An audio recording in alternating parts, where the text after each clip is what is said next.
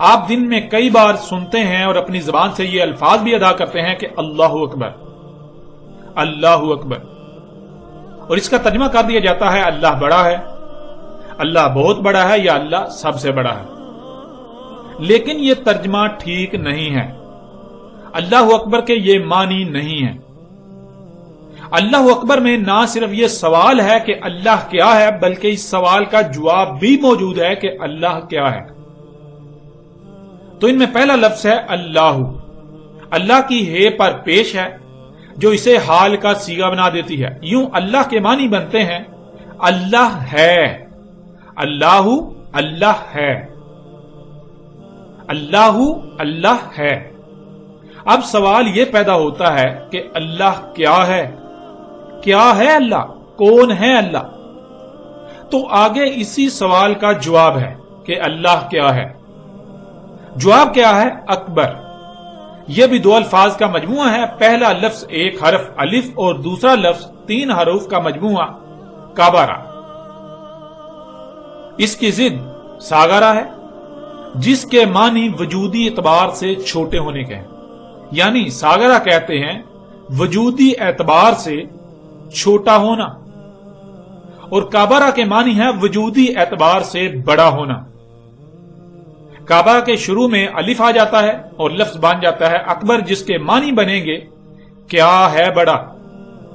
یعنی جب یہ کہا جا رہا ہے اللہ اللہ ہے تو سامنے والا یہ کہہ رہا ہے کہ کیا ہے اللہ، یعنی اللہ سبحانہ و تعالی انسانوں سے کلام کرتے ہوئے، انسانوں سے گفتگو کرتے ہوئے انسانوں سے کہہ رہا ہے کہ اللہ ہے۔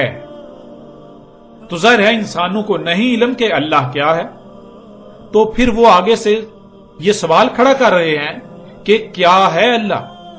تو پھر آگے اللہ سبحانہ و تعالی اس سوال کا جواب دے رہے ہیں اکبر، یعنی دیکھو غور کرو کیا ہے بڑا، جو بڑا ثابت ہو جائے وہی اللہ ہے۔ مثلا مثال کے طور پر اگر کوئی کہتا ہے کہ فلاں اللہ ہے تو دیکھو کیا وہ بڑا ہے۔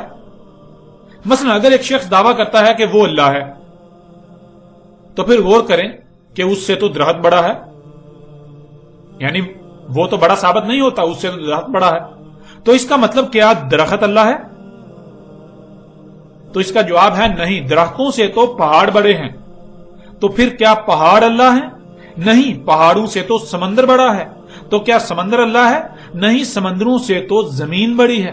تو کیا زمین اللہ ہے؟ نہیں، زمین سے تو سورج بڑا ہے۔ تو کیا سورج اللہ ہے؟ نہیں، سورج سے تو نظام شمسی بڑا ہے۔ تو کیا نظام شمسی اللہ ہے؟ نہیں، نظام شمسی سے بڑی تو کہکشائیں ہیں۔ تو کیا کہکشائیں اللہ ہیں؟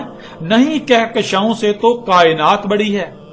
ایک آسمان، یونیورس، ایک آسمان بڑا ہے۔ تو کیا ایک آسمان کائنات بڑی ہے؟ نہیں، کائنات ایک آسمان سے تو دوسری کائنات یعنی دوسرا آسمان بڑا ہے۔ تو کیا وہ اللہ ہے؟ نہیں، اس سے تو تیسرا آسمان بڑا ہے۔ تو کیا وہ اللہ ہے؟ نہیں، اس سے تو چوتھا آسمان بڑا ہے۔ کیا وہ اللہ ہے؟ نہیں، اس سے تو 5واں آسمان، 5ویں کائنات بڑی ہے۔ تو کیا وہ اللہ ہے؟ نہیں، اس سے تو 6واں آسمان، 6ٹھی کائنات بڑی ہے۔ تو کیا وہ اللہ ہے؟